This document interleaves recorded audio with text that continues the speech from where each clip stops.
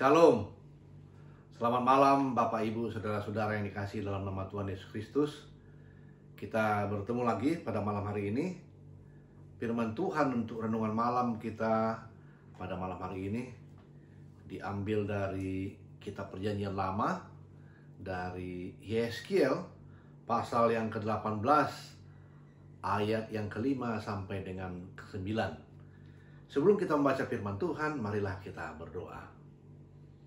Allah Bapa yang bertata di kerajaan surga, selamat malam Tuhan. Pada malam hari ini kami akan mendengarkan sebagian dari firman Tuhan.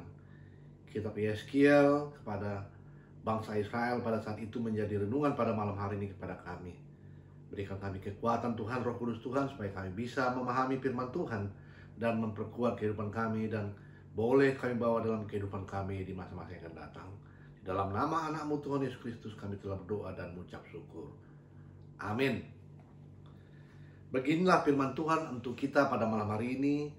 Kitab Yeskiel pasal yang ke-18 ayat 5 sampai 9. Kami bacakan dari Alkitab terjemahan edisi baru 2. Apabila seseorang adalah orang benar dan ia melakukan keadilan dan kebenaran, ia tidak makan daging persembahan di atas gunung atau mengarahkan matanya kepada berhala-berhala kaum Israel, tidak mencemari istri sesamanya, tidak menghampiri perempuan yang sedang haid, tidak menindas orang lain, mengembalikan gadaian orang, tidak merampas apapun, memberi makan orang lapar, memberi pakaian kepada orang telanjang, tidak memberi dengan meminta riba atau mengambil laba, menjauhkan diri dari kecurangan,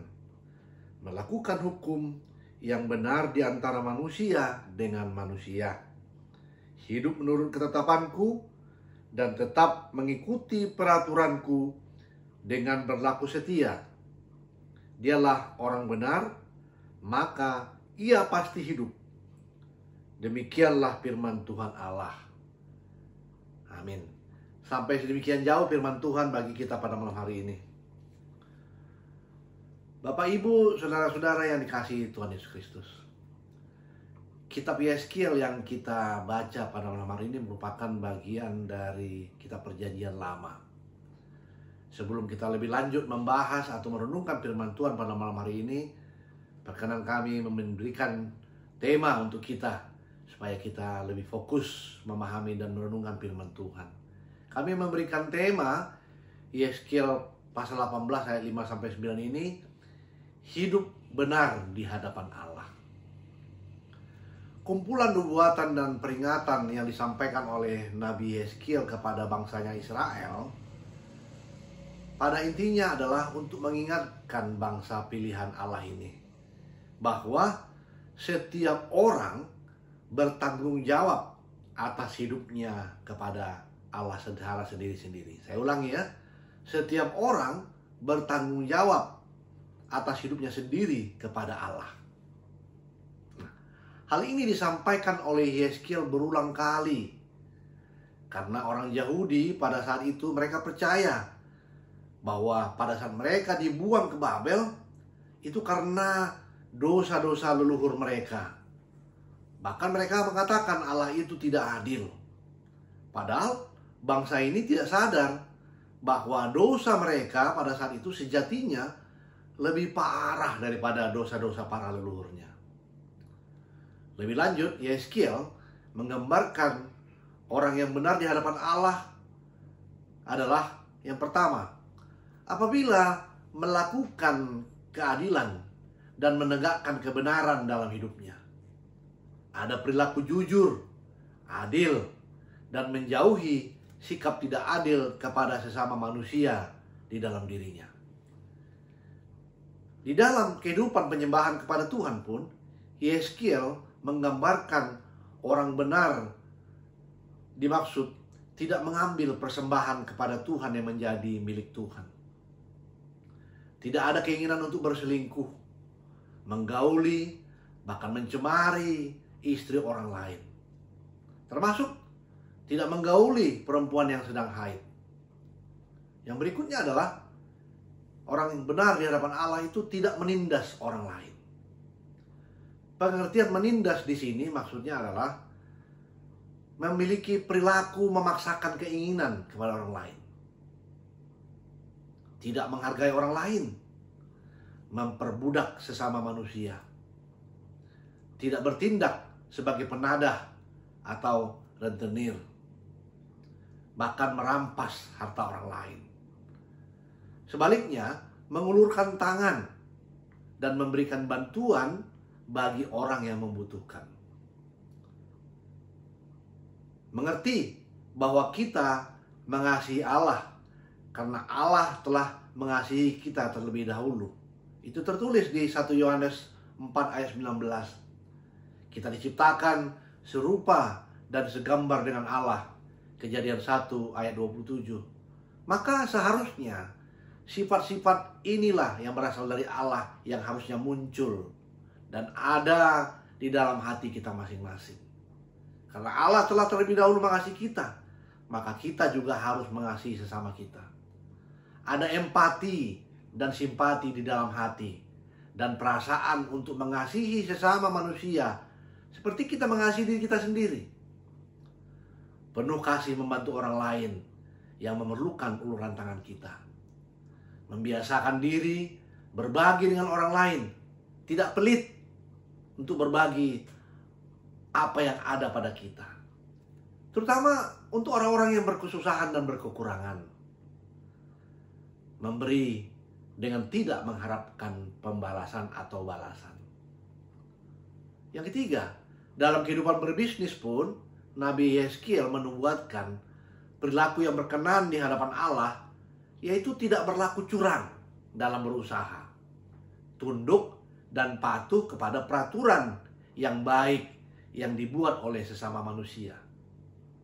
Yang keempat, sebagai orang yang telah diselamatkan dari kematian kekal dan beroleh janji kehidupan kekal bersama kelak Kristus di surga, maka berperilaku hidup sesuai dengan ketetapan Tuhan dan mengikuti peraturan Allah dengan setia adalah sebuah keharusan, Bapak Ibu saudara-saudara sekalian. Karena itulah tanda orang benar di hadapan Allah, yang pada akhirnya kita akan beroleh kehidupan bersama Kristus kekal kelak di surga. Saudara-saudara yang dikasihi Kristus, hidup benar di hadapan Allah seperti yang diinginkannya itu tidak susah, asal kita mau pikul salib.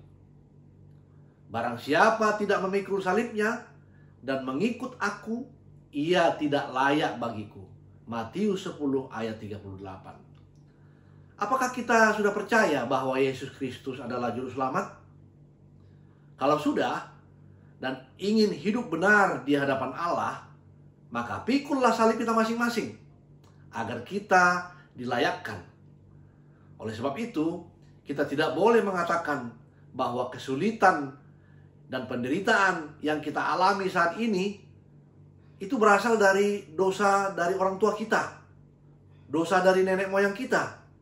Sekali-kali tidak boleh, Bapak Ibu saudara sekalian. Jangan seperti bangsa Israel di saat mereka bersungguh-sungguh di pembuangan Babel. Mereka mengatakan bahwa hukuman atas dosa-dosa yang berasal dari nenek moyang sehingga mereka dibuang ke Babel. Sebagai pribadi, kita bertanggung jawab atas jalan hidup yang kita pilih. Termasuk di saat kita memilih untuk percaya dan memegang teguh keselamatan yang diberikan oleh Tuhan Yesus kepada kita masing-masing. Selama kita masih hidup di dunia ini, maka penderitaan demi penderitaan akan menjadi bagian dari kehidupan kita. Apakah penderitaan itu akan membuat kita lari dari kehidupan kita yang benar di hadapan Tuhan?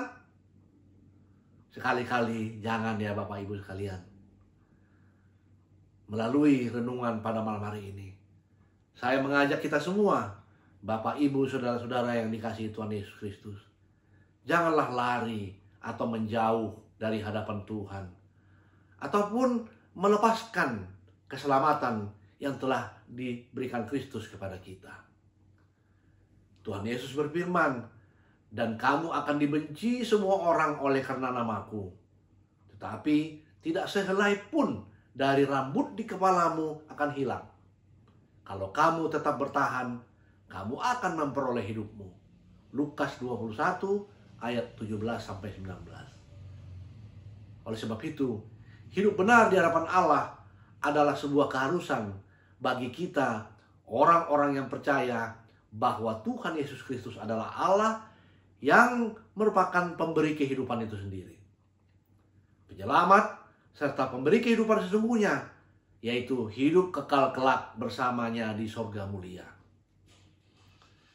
Camkanlah itu di dalam hati kita, agar iman kita semakin dikuatkan.